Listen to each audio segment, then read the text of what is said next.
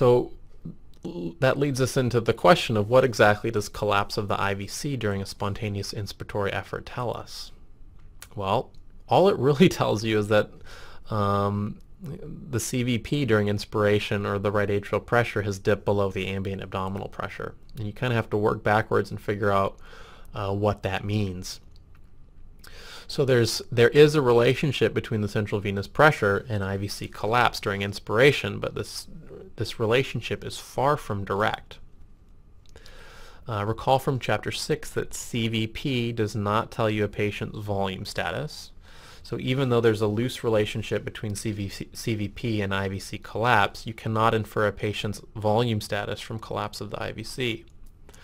Nor does a patient's CVP really adequately tell you if the patient is volume responsive. Remember, to know if you're volume responsive or not, you have to know if you're on the ascending portion of your Starling curve. And collapse of the IVC really doesn't tell you that information at all. All collapse of the IVC is telling you is that right atrial pressure is dropping below abdominal pressure. And there's a zillion different reasons why that can happen. You know, physiologically it might be loosely related to being volume responsive or not, but it's far from definitive. So this is your collapsing IVC that you may see with your bedside ultrasound. So again, that tells you that either or right atrial pressure has fallen, which is really a function of these three things: the decrease in pleural pressure, and that's going to be dependent upon, you know, how actively the patient inspires. The change in the venous return curve, that occurs with inspiration. So as you may have seen in Chapter 3 and Chapter 4, as you inspire, the slope and the shape of the venous return curves will change. And also as you inspire, the change in the right ventricular cardiac function curve, because it's really the triangulation of all three of these effects that's determining where your end inspiratory right atrial pressure is. It's how far that cardiac function, right ventricular cardiac function curve is dragged leftwards relative to your venous return curve, but it's also dependent on how the venous return curve itself is changed by inspiration, and how the cardiac function curve itself is changed with inspiration. So all of those simultaneously changing events determine the degree of your right atrial pressure drop. Okay, and that is only one determinant of what's causing IVC collapse. There's also the fact that abdominal pressure is increasing. So that's a function of the change by the change in abdominal volume, and that can be affected by actually how you inspire. If you breathe with your diaphragm versus breathe with your intercostal muscles, you will change your abdominal volume to different degrees, cause differing changes in your abdominal pressure, and therefore differing degrees of IVC collapse. And indeed, in healthy volunteers, if you teach them to breathe with their diaphragm versus teach them to breathe with their intercostals, you can have them collapse or not collapse their IVC, and it has absolutely nothing to do with anything. You know, it has nothing to do with their right atrial pressure, certainly has nothing to do with their volume status, has nothing to do with volume responsiveness. And so the change in abdominal volume and also change in abdominal compliance. So, you know, I had a patient who had massive ascites in the ICU, and he had terrible aortic stenosis, and you know, the team was doing serial IVC assessments to see if the patient needed fluid or not, and I was just like gonna lose it. You know, the guy kept having IVC collapse because he had massive ascites, and every time he would inspire so based on this physiology, a rough correlation between right atrial pressure and IVC collapse has been determined in healthy patients without pre-existing heart disease, abdominal abnormalities, and with calm inspiratory efforts. So let me say this again. There is a relationship between IVC collapse and right atrial pressure. Period. Does right atrial pressure tell you your volume status? No. Go back to Chapter 6. Does right atrial pressure tell you whether you're volume responsive? No. Go back through this chapter again. This is all that this physiology can tell you. This physiology has also been exploited to show that IVC collapse can be used to track changes in right atrial pressure in patients undergoing dialysis. It cannot determine your absolute volume status, nor is it adequate at predicting volume responsiveness. It certainly can be used to track changes in volume status, just like tracking a CVP would. If you're a patient undergoing dialysis and you come in with a CVP of 20, part of that CVP of 20 is determined by your high volume status. If you're interested in what the other factors in determining your CVP are, well, you should go back to chapter 6, but it's determined by the intersection of your venous return, which is in and of itself partially determined by your volume status, but also your cardiac function curve. So if you take that patient and you dialyze them over a period of time and you drop their volume, well, yeah, their CVP is going to drop because you're dropping their volume status and you're shifting their venous return curve leftwards, and you're assuming that there's no dynamic changes in their cardiac function curve that's occurring simultaneously. So let's talk about this pictorially. So in healthy volunteers with a normal inspiratory effort, an IVC collapse of greater than 50% is an accurate surrogate for a CVP of less than 10. So this is your measured CVP here. It's slightly, this is 0. This is subatmospheric. This is above atmospheric. So this portion of your venous return curve will demonstrate when you start to see IVC collapse, and that's when the pressure within the great vein drops below atmospheric pressure or drops below your abdominal pressure. We're assuming abdominal pressure is going to be roughly equal to atmospheric pressure. And again, in patients with massive ascites or massive obesity, that just doesn't hold true. But for argument's sake, this is the patients in which this physiology was derived, and that's how we have to understand this. So this patient inspires normally, okay? Their intrathoracic pressure will track from here to here. This distance from here to here represents the drop in intrathoracic pressure. So that's one of the determinants. And then the other determinants are the shape of the venous return curve. Okay? Remember, the shape and position of the venous return curve is dependent upon your mean systemic filling pressure, which is determined by your stressed volume, which is determined by your volume status. It's also determined by your venous capacitance. The slope of this curve is also determined by the resistance to venous return. So that's determinant number 2.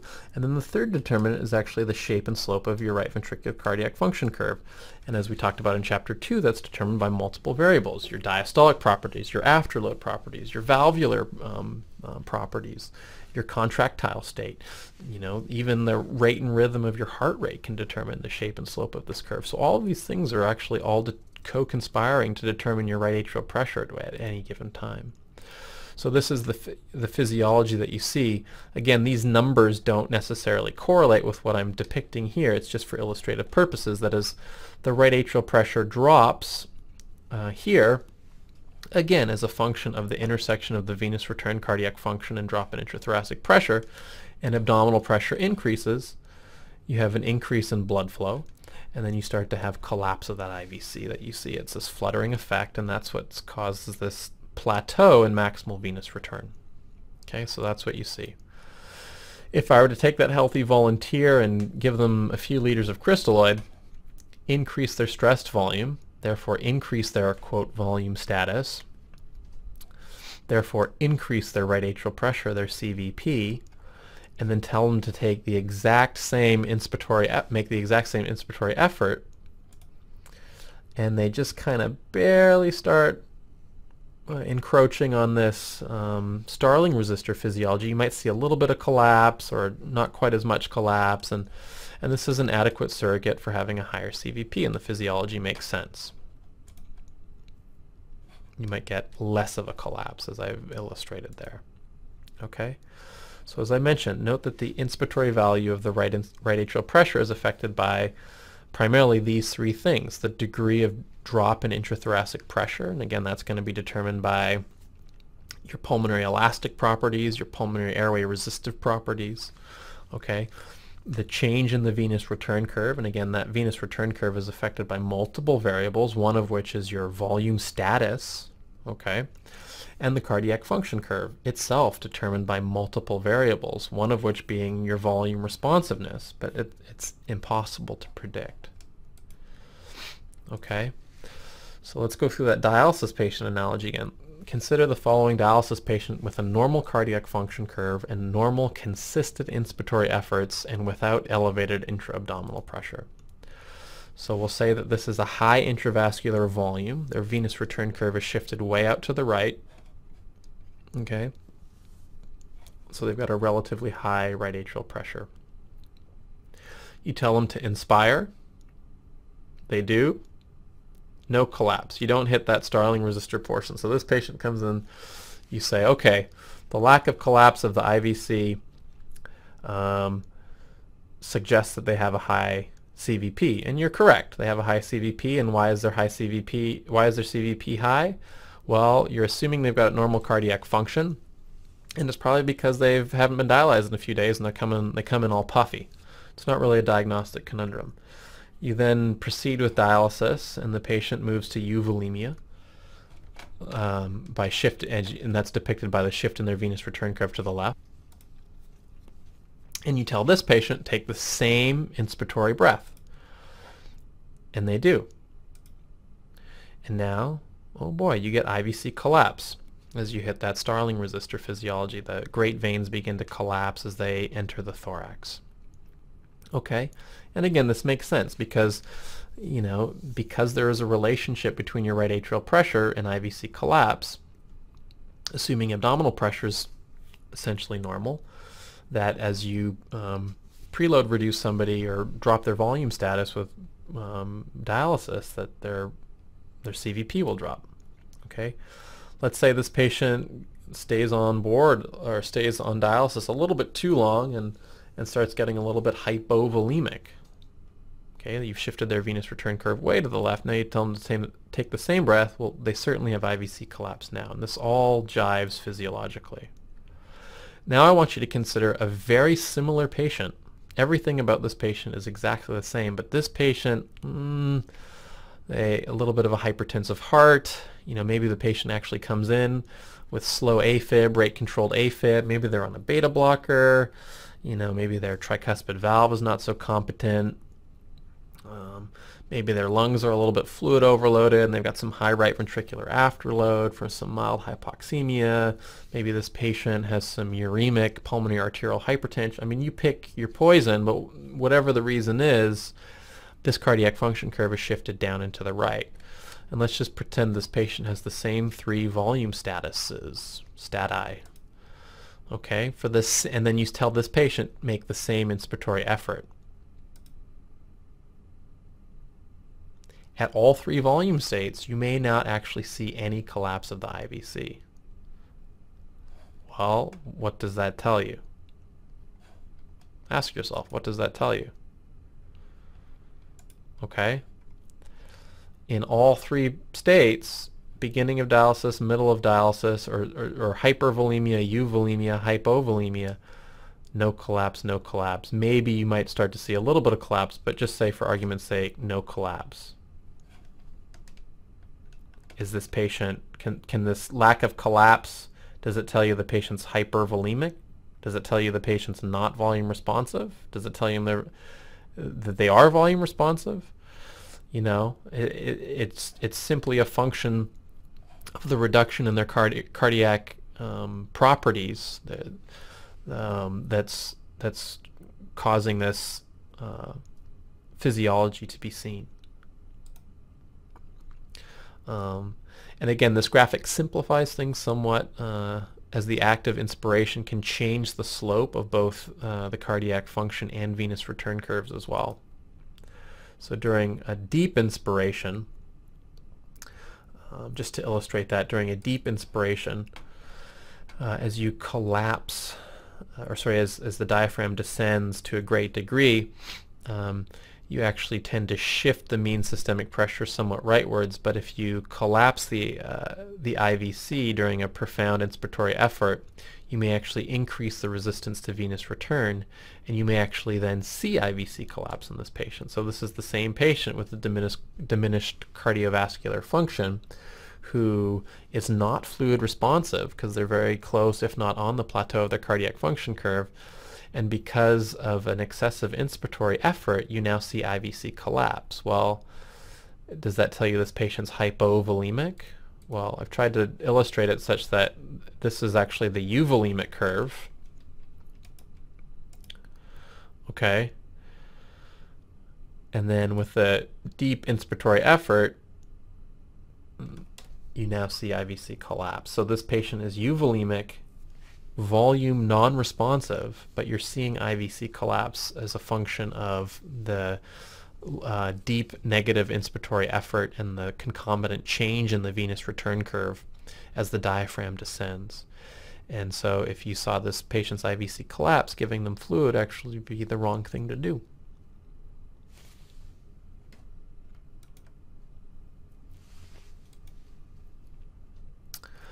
And I've kind of talked about this a little bit already, but inferior vena cava and PEEP, this totally degrades the physiology of IVC collapse. And I mean, this is essentially every patient in the ICU is on some degree of PEEP on the ventilator, and I see them just getting this serial IVC ultrasounds, and everyone's IVC is collapsing, even these patients with EF of 5% and massive ascites and anasarca and chest wall edema, and they're cool and clamped down, and their cardiac they've got a PA catheter and their cardiac index is 1, and they're getting an IVC assessment and it's collapsing, so that means they need fluid. So please stop. I'm just begging you. The application of PEEP significantly alters the venous return curve, as we saw a number of slides ago, and therefore changes the physiology of IVC collapse as compared to healthy adults breathing spontaneously.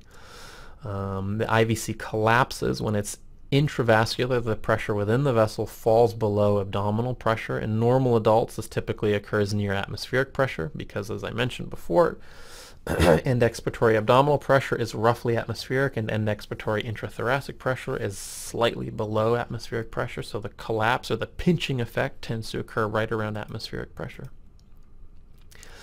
But PEEP changes that significantly. PEEP pressurizes the thorax, and it also pressurizes the abdomen.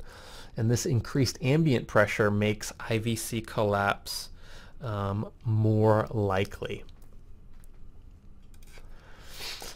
So if the patient has PEEP applied and the patient is making inspiratory efforts, the collapse of the IVC may occur at a much higher pressure than would be anticipated in a patient without PEEP. So if the clinician is using IVC collapse as a surrogate for volume responsiveness, editorial, then the clinician may be doing the patient a significant disservice. So let's take a look at IVC collapse. So let's say this patient is volume non-responsive. So I'm going to, if I increase their preload, you might get a little bit increase in cardiac output, but not significant. So actually this is a patient I do not want a fluid load based on this initial physiologic state. Depressed cardiac function, very near the plateau, that's just what I said. So what happens when I apply PEEP? Well, it changes the venous return curve, as we've seen. It shifts the cardiac function curve rightward as a function of the increase in intrathoracic pressure. It shifts the venous return curve rightward by increasing the mean systemic filling pressure, and then it increases this P crit, which is the critical collapsing pressure. And so instead of collapsing at atmospheric pressure, it's now maybe collapsing at, pick a number, 3, 4, 5, 6 centimeters or millimeters of mercury. Okay, so it's making IVC collapse much more likely. So remember, the baseline state of this patient is volume non-responsive. This is a patient you do not want to give fluid to. This patient's on the ventilator. The patient triggers a breath. IVC collapse occurs. Must give fluids. No, that's not what you do. I just want to really drive home the point that IVC collapse does not equal volume status. IVC collapse does not equal volume responsiveness. IVC collapse equals right atrial pressure dropping below abdominal pressure. And